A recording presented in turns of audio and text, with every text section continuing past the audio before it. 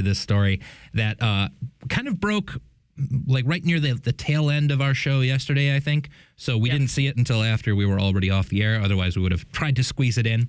But it turns out that the Dicastery for Divine Worship, and I don't often get to say this, so I will say it. Well done, Cardinal Roche. And the Dicastery for Divine Worship announced that it had informed the German Bishops' Conference chairman in a letter earlier this month that they'd refused his request for an indult to allow, quote, in exceptional circumstances, a duly commissioned lay member of the faithful to preach in place of the homily during the celebration of the Eucharist.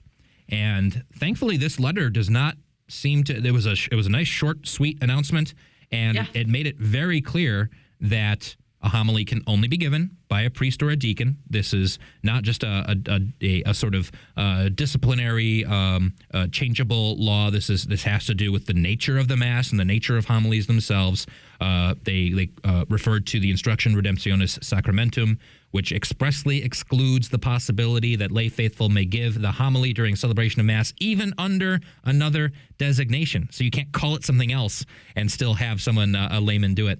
And so very, very clearly prohibited it and refused this request from Germany. This letter signed by Cardinal Roche says the Dicastery reaffirms that the current discipline cannot be dispensed from by means of an indult, since the reservation of the homily to a priest or deacon is not merely a disciplinary form, but derives from the very nature of the liturgy. And what I like about this is the fact that they're basically saying, don't ask again. Yes, exactly. You know, it's very clear. We can't do this, which is what you should have for, these requests for women deacons that's meant to parallel the permanent diaconate, or women priests. Like, you should have this sort of firmness of, we can't do that. Not we won't do that. We can't do that because fundamentally there are issues there that we can't overcome. Yes. Because it says here, the homily forms an integral part of the liturgy of the word and is intrinsically linked to the proclamation of the gospel.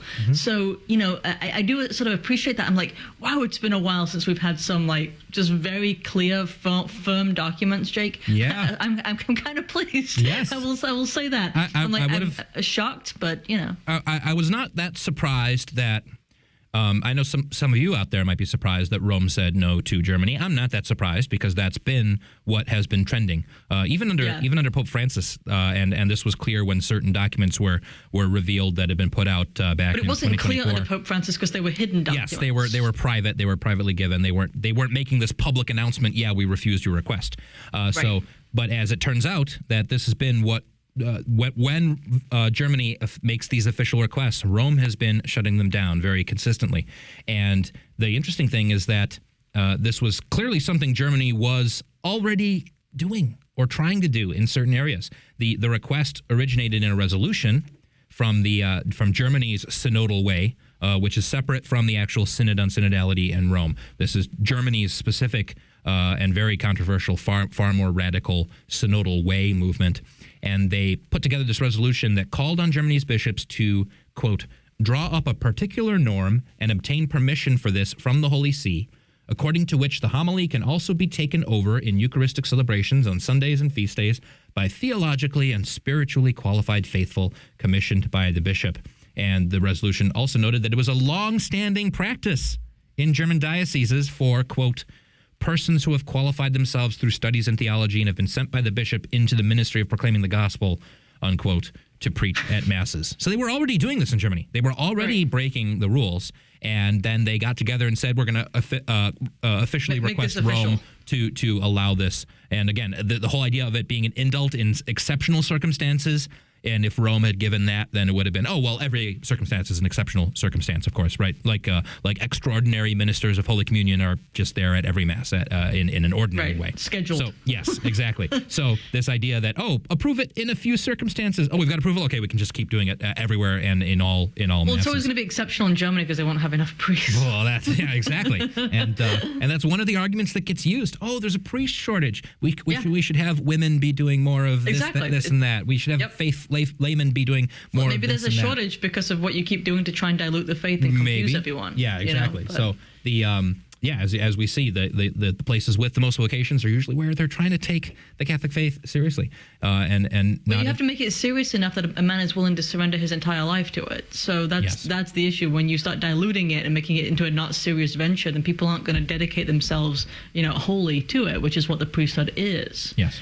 So that's one of the things. But yeah, when I look at this document coming out, I saw somebody on X who was commenting on Cardinal Roche and said, well, clearly as a result of, we can infer from Cardinal Roche with this document that he was also doing some of the same stuff in the last pontificate. Mm-hmm. And I would say that I don't think that's true.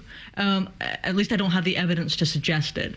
Instead, what I do think is happening, and I think there's evidence for this, is that Pope Leo is exercising more control over the people that are under him. Yeah. And so it does kind of seem instead that Pope Leo is exercising his own office, and that the people under him are actually working to promote what it is that he's doing. Same with the much stronger hand that we've seen regarding fiducia supplicans. Well, I mean, it's a simple, and again, what we saw is that there was already this sort of response going on under the previous pontificate. It was done privately. They weren't actually putting out an announcement about this. And even this announcement came a couple weeks after the letter, had to get to the bishop and they had to read it in Germany and such. So they delayed the actual announcement of it. But yeah, it's as simple as enforcing the laws that are already on the books.